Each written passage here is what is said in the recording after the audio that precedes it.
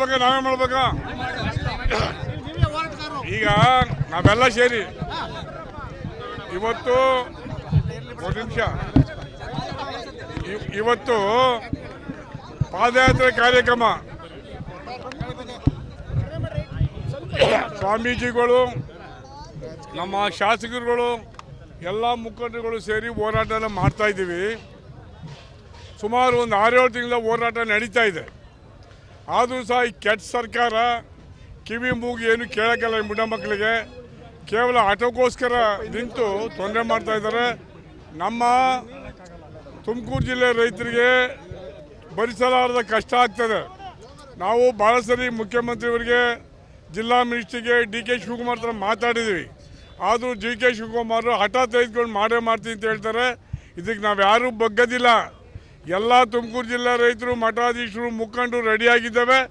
ನಾವು ಯಾವುದೇ ಹೋರಾಟಕ್ಕೆ ಸಿದ್ಧ ಇದ್ದೇವೆ. ನಮ್ಗೆ ಯಾವುದೇ ಜೈಲಾಗೂ ನಾವು ಹೋಗಿ ರೆಡಿ ಇದ್ದೀವಿ. ನಾವೇನು ಬಗ್ಗದಿಲ್ಲ, ಯಾವುದೇ ಕಾರಣಕ್ಕೂ ನಾವು ಬಗ್ಗದಿಲ್ಲ. ಇದು ಕೂಡಲೇ ಅದನ್ನು ನಿಲ್ಲಿಸಿ ವಜಾ ಮಾಡಬೇಕು ಹೇಳ್ತಾರೆ. ಇವತ್ತೇನು 11 ಪ್ರೆಸ್ ಮಾಡಿದ್ದಾರೆ. MD ಅವನೊಬ್ಬ ಕಳ್ಳ ಇದ್ದಾನೆ. MD ಅವನು ಹಿಂದೆ ಸರ್ಕಾರ ಇವರೇ ಮಾಡಿದರು. ಯಡಿಯೂರಪ್ಪನವರು ಸರ್ಕಾರದಲ್ಲಿ ಮತ್ತೆ ಕ್ಯಾಬಿನೆಟ್ ತಂದು ವಜಾ ಮಾಡಿದ್ದಾರೆ. ಕ್ಯಾಬಿನೆಟ್ ಏನು ದೇವಲೋಕದೇನಲ್ಲ, ನಮ್ಮಂಗೆ MLA ಆಗಿ ಅವರು ಮಿನಿಸ್ಟರ್ ಆಗಿದ್ದಾರೆ ಅಷ್ಟೇ, ವಿಶೇಷತೆ ಏನಿಲ್ಲ. ಹಾಗಾಗಿ ಇದು ಕ್ಯಾಬಿನೆಟ್ ತಂದು ವಜಾ ಮಾಡಬೇಕು ಅನ್ನೋ ನಮ್ಮ ಒತ್ತಾಯ.